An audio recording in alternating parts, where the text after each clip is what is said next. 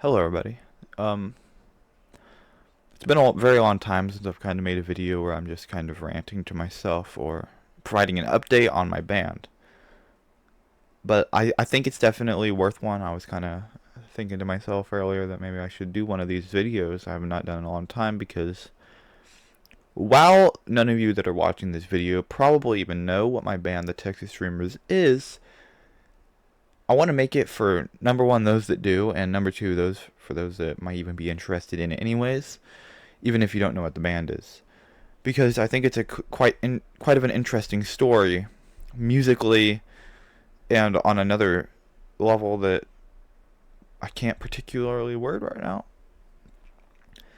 Just to give a bit of a backstory on the band, just before I really get into the meat of what I'm going to say.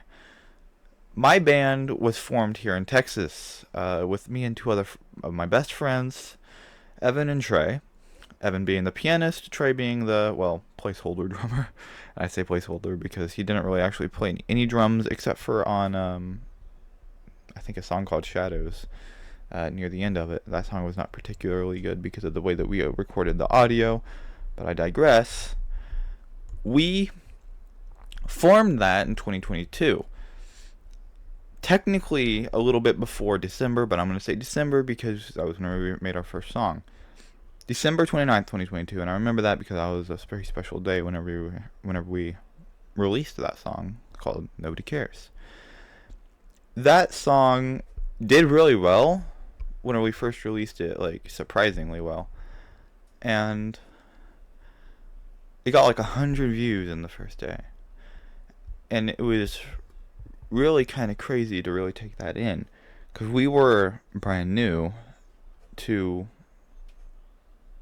well, to music, like in general during that time, especially making it together. And whenever that song first got to 100 views, we couldn't just stop there. So that was our first song as a band. After that first song, we started recording more and more and more. On that same day, we recorded like 4, 5, 6 songs. Probably actually closer to 6 because actually maybe 7 because there was a bunch of songs that we tried to make that we didn't release. But that first day was really stressful.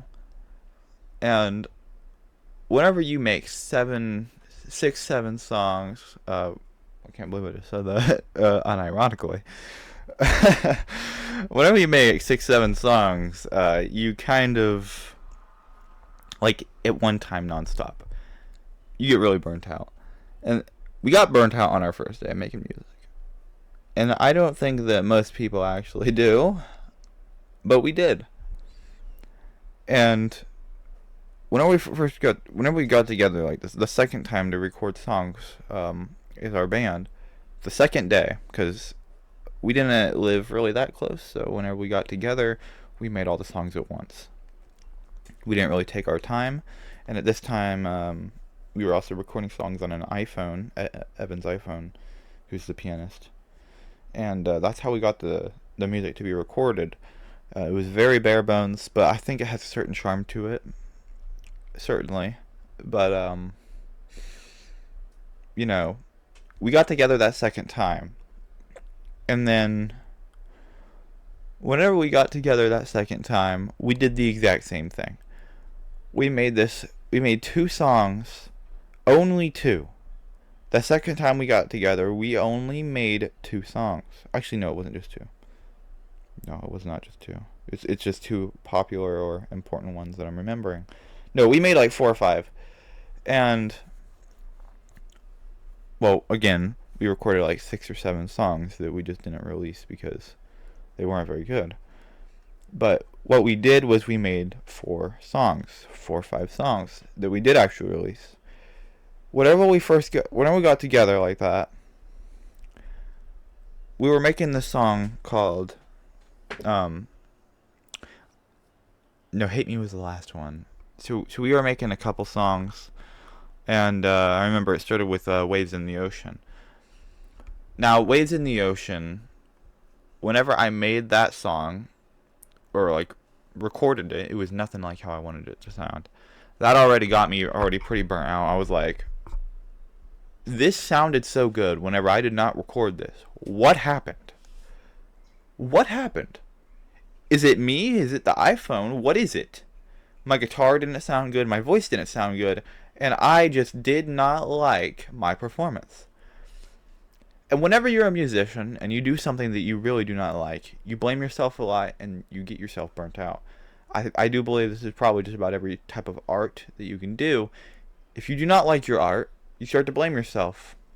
Whenever you blame yourself, you start to kind of get, like, you start to lose confidence in your musical ability. And I was starting to think that I was going down, like downhill. And I was at that time. We recorded a couple other songs just like before, back to back, no breaks, maybe like one break for like 30 minutes. And I also had a migraine. And all these things came together. None of the songs that we recorded in that time were good. None. Maybe the first day we got together, Change was pretty good. Nobody Cared was really good for what we had. But these songs were actually just bad. We did Alone Part 2 that sounded like a bunch of garbage. We did Heartbreak, which I thought was incredibly beautiful. And the night that we made Heartbreak, the original version, not the version that's on there now, that Evan made solo, and then he just posted it on there. But no, that version of Heartbreak that me and Evan made, it was just me and Evan. Trey wasn't there. Or he was there. He was in there listening. We sang our hearts out, and it kind of makes me emotional whenever I'm thinking about it. It was a really beautiful night. It was a really beautiful night. Even whenever we did not make very good, whenever we didn't make very good music, we didn't compose music very well. Whenever we made that song, Heartbreak, it was astonishingly beautiful. It was a feeling that I never felt before whenever I was making music, and I do not feel it again whenever I'm making solo music.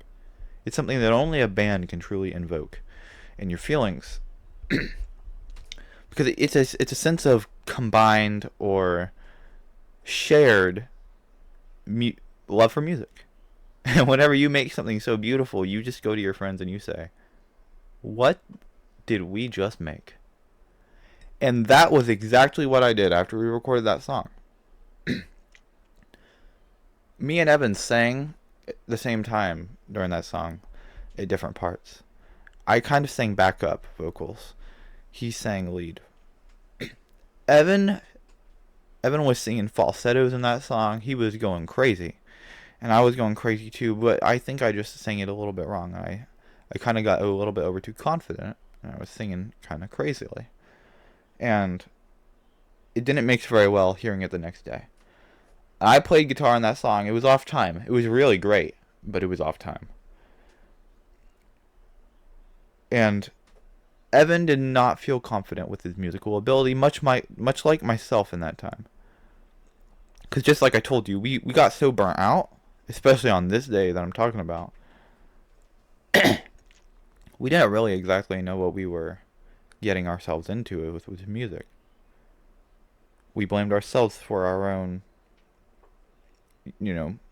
downcomings whenever that's not exactly always going to be the case. We also just weren't that good with music then. But we also weren't very good with managing time either.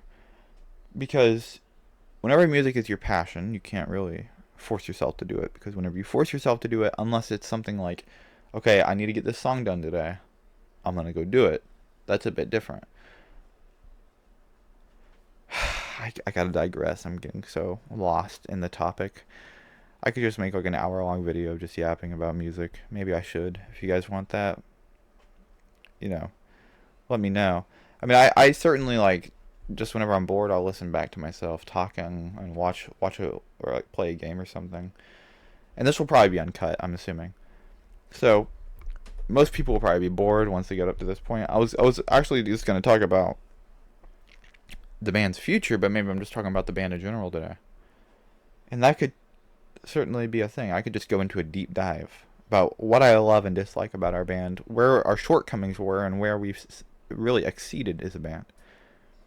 I'll do that right now.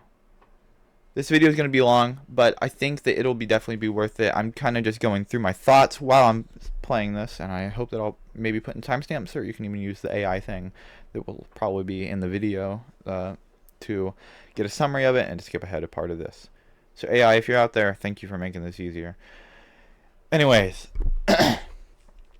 after we made Heartbreak, we were feeling a feeling that we've never felt before. It was a really melancholic feeling.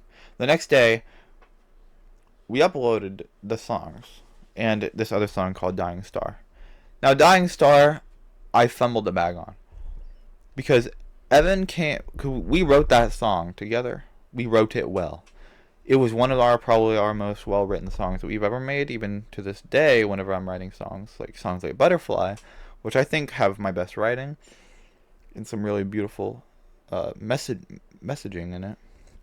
But we wrote that song Dying Star together. It was really good, and we were both supposed to sing it. I got to their house. I picked up the bass. I started playing along. Evan said, "James, there's this part you're supposed to sing." And I said, I'm not going to do that. Why the hell would I not sing it? I'm looking back onto it now, and I'm like, I'm an idiot, and I am. I was. I just didn't want to have to work with it. I didn't want to have to do the work to sing it. And I think that I really kind of burnt Evan out. He didn't want to do the song alone, which I respect. And yet I didn't sing it. We wrote that song, or we recorded it. It sounded fine. Just fine. Whenever the song was going to be one of our most shining songs. It was going to be like a shining star, pun intended, I guess, because I was thinking about doing the pun whenever I was saying the original thing. It was just alright. And I truly believe Evan was like, James doesn't want to do music. Why do I want to do music? He doesn't want to sing. He picked up on my unconfident musicality. He didn't want to do the music because I didn't want to. And then the next couple of days, he messaged me and Trey, and he said, "Guys, it's either we take more time to do music or I'm out." And I just had this feeling in my stomach. I knew he was right. But for some reason, I believed it was the end. And it's kind of just overthinking, but I thought it was going to be the end. Because Evan never really confronted me like that before. He never really confronted... Well, he probably confronted Trey. He's his brother, for goodness sake. What am I talking about? And it was kind of just an awakening moment. I was like... blissfully unaware. Blissfully unaware. I was aware, but I was blissfully unaware. And I really kind of looked at myself and my musicality, and I said, what am I doing? Why am I just being what's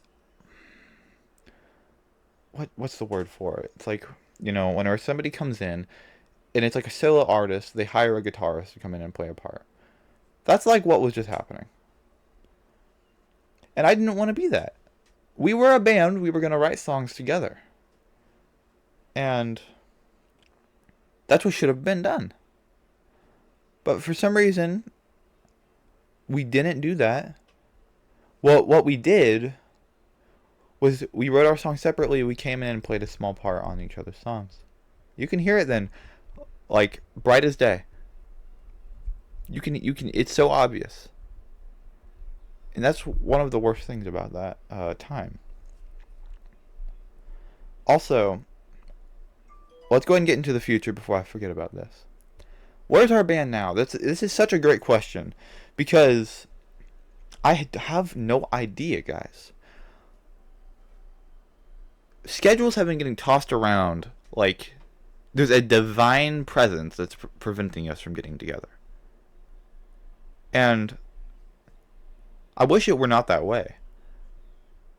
What's happening is that we're trying to put together a time to get together to do band music. But every time we do, it gets pushed ahead. 3, maybe 2 years ago now, we were supposed to get back together to do music. It got pushed ahead. 1 year ago, we were supposed to get together to do music. It got pushed ahead. A couple months ago, we were supposed to do music. It got pushed ahead. And I have a feeling it's just going to keep happening. And I really gained this very cynical view on this exact topic of doing music with a band. I have no hope. I have lost hope. It just feels like a dream now. Much like getting a girlfriend. Anyways. No, but, you know, it's become a dream. I absolutely love these guys. I love doing music with these guys. It is one of my favorite things to do. But I look at the future and I say, like, it's probably not going to happen. And I do not like that. I do not like that one bit. At all. But it's just the way it is. And I have really progressed as a musician. While they have been relatively doing the opposite, I guess, because I can't think of the word. Because we used to play together all the time. But now we don't. You know, I'm always making, like, solo music. Evan was for a little bit, and then he quit. For obvious reasons. I mean, he's been working like hell. And I respect that.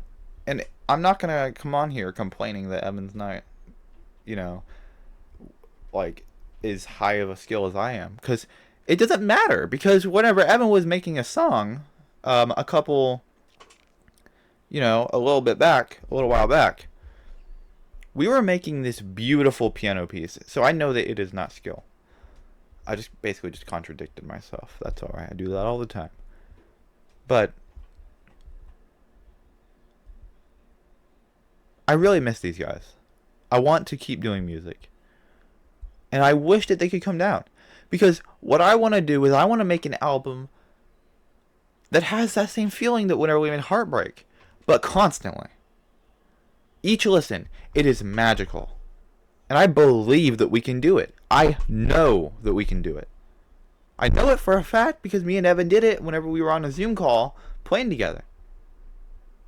We have these catchy songs that if we release them and in a good state, like I'm imagining them in my head, these are going to be hit songs. Guys, we have so much potential. And that is a fact. We have so much potential as a band. But something is preventing us from getting together. There is something. I don't think it's just random chance. There is something that's preventing us from getting together. Whether it can be whatever it is. It could just be life. And as much as I don't want to think that that's probably the case, it probably is. But there could also be external drivers going into that. But I should probably end the video now. It's 18 minutes long. I'm not even going to cut the video, so it's like crazy. I just wanted to end it with something like this. The Texas Dreamers was one of the best times in my life. And we have so much potential to make really good music. And everybody that is listening, if you go listen to the Texas Dreamers, you're going to hear a clashing of sounds. All three of us wanted to do something different. But now, it is not that way. We are connected through this spiritual love for music. We have the capability to make something amazing. Because we are united in arms to make good music this time around. And if you don't know how, I just know how from our enthusiasm that we have about making a third album. And we just have this capability that we need to seize the opportunity on, but we can't. I really love this band, but I'm cynical on it. I don't think that we will ever get back together again. Change my mind. Lord, make it true that this will not happen, but I believe it will. thank you everybody for watching. You all are absolutely amazing, and I love y'all. Thank you so much for watching. It's a 20-minute long video of me just yapping. I hope you guys enjoyed it. If you want more, like the video, comment, say something like, "Bro, you are the best guy in the world," or something like that. My I know it's been long as heck because my monitor just went to sleep. Okay. Well, thank y'all for being here. I do. And go listen to our band if you want to. But you're going to hear, I think, potential. But potential that was not currently seized on whenever we were making it. Thank you all for watching. And I might make some more videos of just yapping in the future.